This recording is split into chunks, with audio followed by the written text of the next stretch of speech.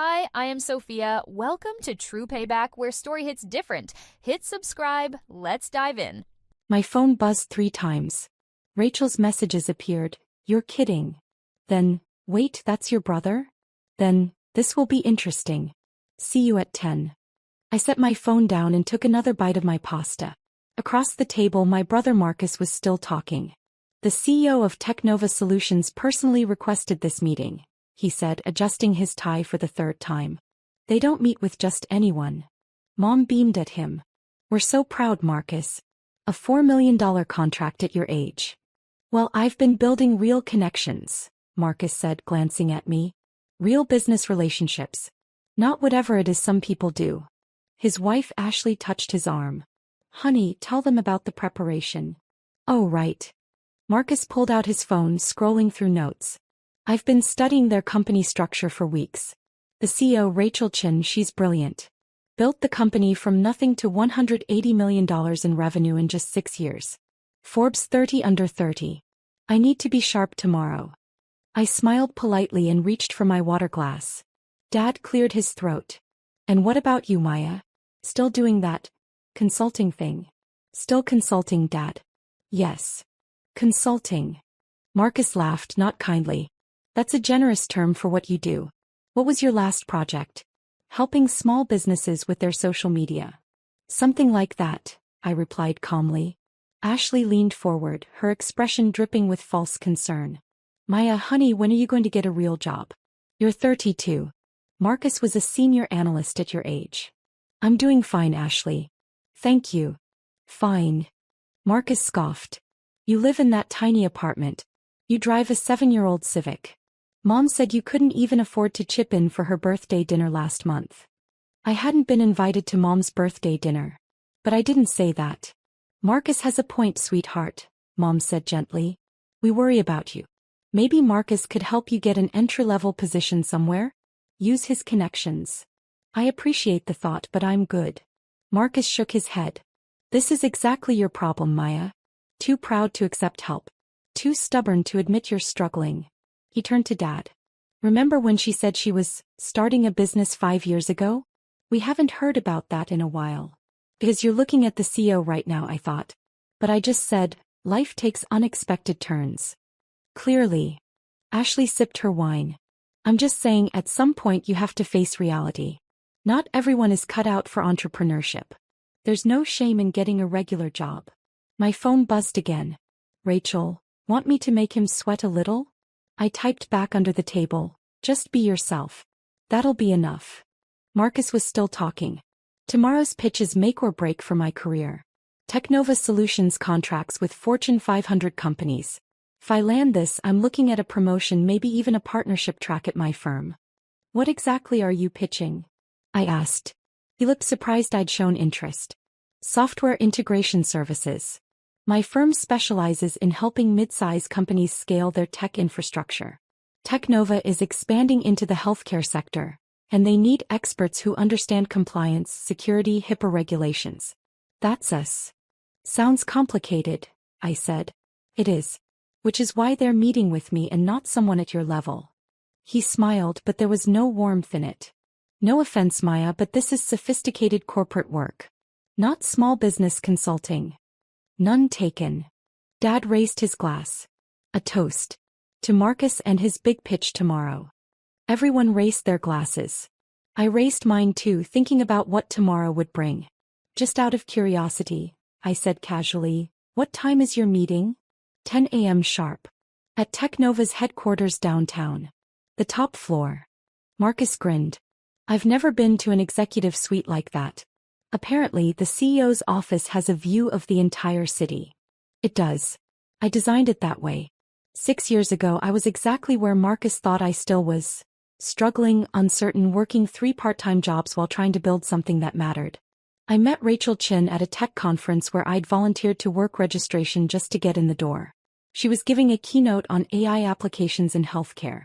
I was the nobody handing out name badges. During a break, she came to the registration table looking for extra materials. We started talking. What was supposed to be a 2-minute conversation turned into 3 hours at the hotel coffee shop.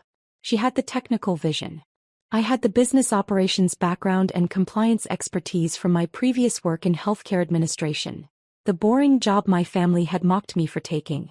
We should build something, Rachel said that night. Like what? A platform that actually works. Healthcare tech is a nightmare. Hospitals, clinics, insurance companies, they're all using systems that don't talk to each other. What if we built something better? 3 weeks later, we filed incorporation papers for Technova Solutions. Rachel was the public face, the technical genius, the CEO everyone interviewed. I was the COO handling operations, compliance, business development, everything behind the scenes. We agreed early on, Rachel would take the spotlight. I'd build the engine. You sure you don't want credit? She'd asked when we signed our partnership agreement. Positive. Let them underestimate me. It's useful. And it had been. While everyone focused on Rachel, I negotiated our first contracts, built our compliance framework, hired our initial team, and structured the deals that grew us from $0 to $180 million in revenue. I owned 40% of Technova Solutions. Rachel owned 40%. Our early investors held the remaining 20%. My tiny apartment was actually a penthouse condo I'd purchased with cash 3 years ago. I kept my old Civic because it was reliable and drew zero attention. And I definitely hadn't missed Mom's birthday dinner because I couldn't afford to chip in. I'd missed it because I was in Singapore closing a $22 million contract with a hospital network. But my family didn't know any of this. They knew what they saw. Maya, the struggling consultant, the family disappointment, the one who never quite figured it out. I'd kept it that way intentionally. Early on, when Technova started gaining traction, I'd considered telling them. But then Marcus got promoted to senior analyst, and suddenly every family dinner became a showcase for his achievements. Marcus closed a $200,000 deal. Marcus is being considered for the Young Professionals Award. Marcus. And every achievement of his came with a subtle jab at me. So I stayed quiet. Watched. Waited. I told myself I was protecting my peace, maintaining boundaries, staying focused on building something real. But if I'm being honest, part of me was curious. How far would their dismissiveness go? How long would they keep assuming the worst about me? Apparently, all the way to Marcus pitching his services to my own company. That night after dinner, I called Rachel from my car. Tell me you're actually going through with the meeting, she said, laughing. Oh, we're absolutely going through with it. He worked hard on this pitch. We should hear him out. You're evil. I love it. Just be professional, I said. Evaluate his proposal fairly.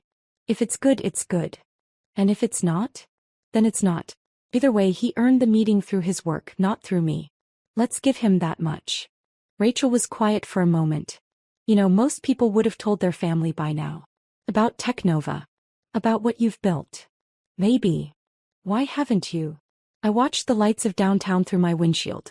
Because I wanted to build something that had nothing to do with them. No family connections, no leg up, no Maya only succeeded because of her parents' money or her brother's network. Just me and you and what we could create. You've proved that 1,000 times over, Maya. To you. Not to them. And tomorrow? Tomorrow Marcus gets his meeting. And we'll see what happens. I drove home, parked in my building's underground garage, and took the elevator to the 23rd floor. My condo was dark and quiet. Floor-to-ceiling windows overlooked the city. I poured a glass of wine and pulled out my laptop. The pitch deck Marcus's firm had submitted was already in my email. Rachel and I had both reviewed it last week. It was adequate. Not groundbreaking but competent. They understood the basics of healthcare tech integration. Their timeline was realistic. Their pricing was competitive but not exceptional. If Marcus weren't my brother, we'd probably take the meeting, hear them out, and then politely pass. We had 3 other firms pitching similar services, 2 of which had more impressive track records. But Marcus was my brother. And tomorrow's meeting was about more than just a contract. I opened my messages and texted Rachel. Standard meeting protocol. Conference room B. Full team present. She replied immediately, You're sitting in? I'm so. It's a major services contract. Of course I'm sitting in. He's going to die when he sees you. Probably. See you at 9:45 for prep. I closed my laptop and looked out at the city. Tomorrow everything would change. I arrived at Technova headquarters at 9:30 a.m., using my private entrance on the building's east side. The top floor was already buzzing with activity. "Morning, Ms. Rodriguez," my assistant Cameron said, handing me a coffee. "Your brother's team called twice to confirm the meeting. They sound nervous." "First time pitching to a company this size," I said. "Understandable." Rachel was already in her office reviewing notes. She looked up when I walked in, grinning. "Ready for this?" "As I'll ever be." Conference room B is set up.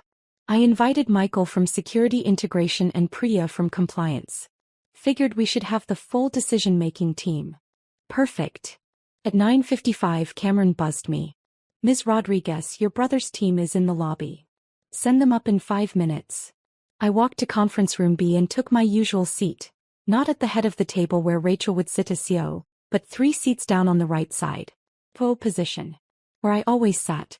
The room had floor-to-ceiling windows overlooking downtown. The morning light poured in. Rachel sat at the head of the table reviewing Marcus's deck on her tablet. Michael and Priya chatted quietly about a security update. At exactly 10 a.m. Cameron opened the door. "Miss Chin, your 10 o'clock is here. Send them in, please." Marcus walked in first, wearing his best suit, his presentation materials in a leather portfolio. 2 colleagues from his firm followed. A senior partner named David and a technical specialist named Lauren. Marcus's eyes immediately went to Rachel. "Miss Chin, thank you so much for taking this meeting." He crossed the room, hand extended. "I'm Marcus Rodriguez from Sterling Solutions Group. Please call me Rachel." She shook his hand warmly. "Thanks for coming in. Let me introduce our team." He gestured to Michael. "Michael Torres, our Chief Security Officer." "Pleasure," Marcus said, shaking his hand. "And Priya Sharma, our VP of Compliance." "Great to meet you," Marcus said.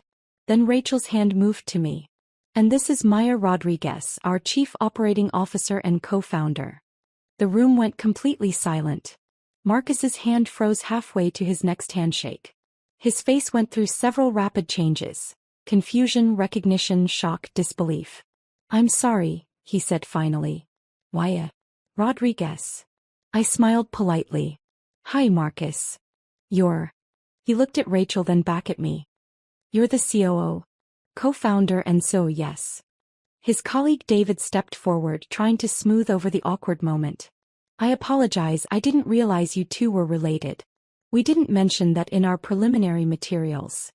"Because you didn't know," I said calmly. "I keep my personal life private. Please sit down. I'm looking forward to your presentation." Marcus sat, but his brain was clearly still processing. His wife Ashley would have screamed. Dad would have dropped his fork. Mom would have gone pale. But Marcus was in a business meeting and years of professional training kicked in. "Right?" he said, pulling out his materials with shaking hands. "Yes. Of course. Thank you for having us." Rachel jumped in smoothly. "We've reviewed your preliminary proposal, and we're interested in hearing more about your implementation timeline and your experience with HIPAA-compliant systems. The floor is yours." Marcus opened his laptop, set up the screen share, and began his pitch. To his credit, he held it together. His voice was steady. His presentation was organized. He knew his material. But I could see it in his eyes every time he glanced my way, the recalibration happening in real time. Every assumption he'd ever made about me was being torn down and rebuilt. He talked about Sterling Solutions' track record, their team of specialists, their understanding of healthcare compliance requirements. It was a solid pitch. Not exceptional but solid. When he finished, Rachel asked several technical questions. Michael asked about security protocols. Priya dug into their compliance methodology. I waited until the end. "Marcus," I said finally, "can you walk me through how you'd handle a situation where a client's existing systems are so outdated that integration isn't feasible? What's your approach to a complete rebuild scenario?" He blinked, thought, then answered clearly and competently. "We'd start with a full assessment, identify critical systems that need immediate replacement versus those that can be phased out, and create a migration plan that ensures zero downtime during the transition. And timeline? Depending on the scope, anywhere from 6 to 18 months. I nodded. "That aligns with our expectations. Thank you." Rachel stood. "We appreciate you coming in today. We're evaluating several proposals for this contract, and we'll have a decision within 2 weeks. We'll be in touch. Professional handshakes all around. David and Lauren thanked everyone and headed for the door. Marcus lingered. Maya, can we? I have a meeting in 10 minutes, I said, not unkindly. But I'll call you later. Okay. He nodded, looking lost, and followed his colleagues out. When the door closed, Priya let out a low whistle. That was the most awkward pitch meeting I've ever sat in. Was his proposal any good? Michael asked. Rachel looked at me. Maya. It was fine, I said honestly. Competent but not exceptional. We've seen better proposals from 2 of the other firms. So we're passing? We're evaluating fairly, I said. If Sterling Solutions submits the best proposal, they get the contract. If not, they don't. His connection to me doesn't change our standards either way. Rachel nodded. Fair enough. I'll send our evaluation notes to the team. I gathered my materials and headed back to my office. Through the window I could see Marcus in the lobby, his colleagues talking to him animatedly. He looked up at the building, at the floors he'd just descended from. My phone buzzed. A text from Marcus. We need to talk. I replied, I know. Tonight. I'll text you an address.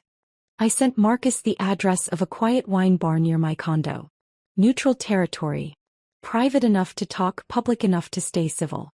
He was already there when I arrived at 7 p.m., sitting at a corner table, a glass of something amber in front of him. I slid into the seat across from him. Technova Solutions, he said without preamble. You co-founded Technova Solutions. Yes. 6 years ago. Yes. The company worth $180 million. Closer to $195 million as of last quarter. But yes. He stared at me. And you never said anything. You never asked. Asked? Maya, we're family. You're supposed to tell us these things. I signaled the bartender and ordered a glass of Pinot Noir. Then I looked at Marcus. Really looked at him. When I started Technova, I came to Sunday dinner excited to tell everyone. Do you remember what happened? He frowned. That was 6 years ago. I don't. You laughed, I said quietly. I said I was starting a tech company and you laughed. You said, with what qualifications? You don't even know how to code. Dad said I should focus on getting a stable job. Mom said starting a business was risky and I should think about my future. Marcus shifted uncomfortably. We were trying to be realistic. You were trying to protect your ego, I replied calmly. Because if I succeeded, it would mean you weren't the only successful one in the family anymore. That's not fair. Isn't it?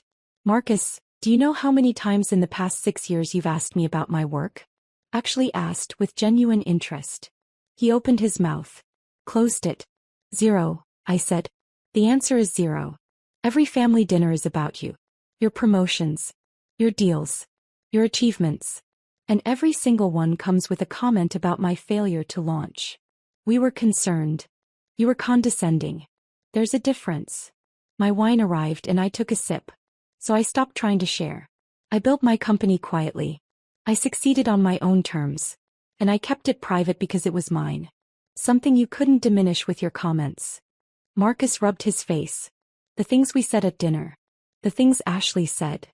Were honest reflections of what you think of me. I'm glad I know where I stand. Maya, I'm sorry. If I'd known. You'd have treated me differently. I know. That's exactly the problem. I leaned forward.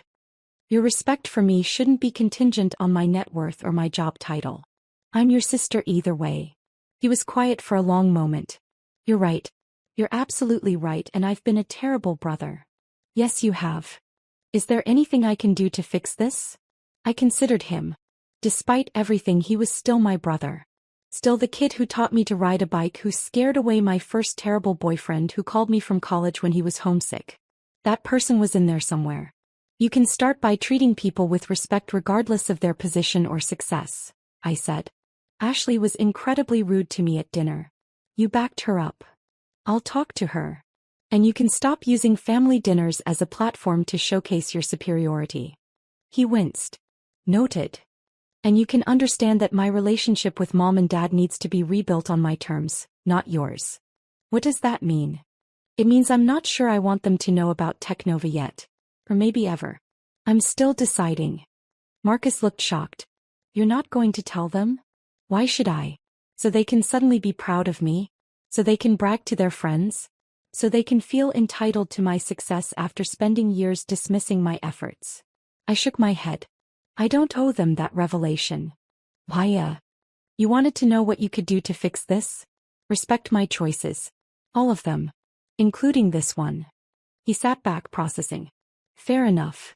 We sat in silence for a moment. For what it's worth, Marcus said finally, your company is incredible. The work you're doing in healthcare tech, I did my research for the pitch. I just didn't know I was researching my sister's company. Thank you.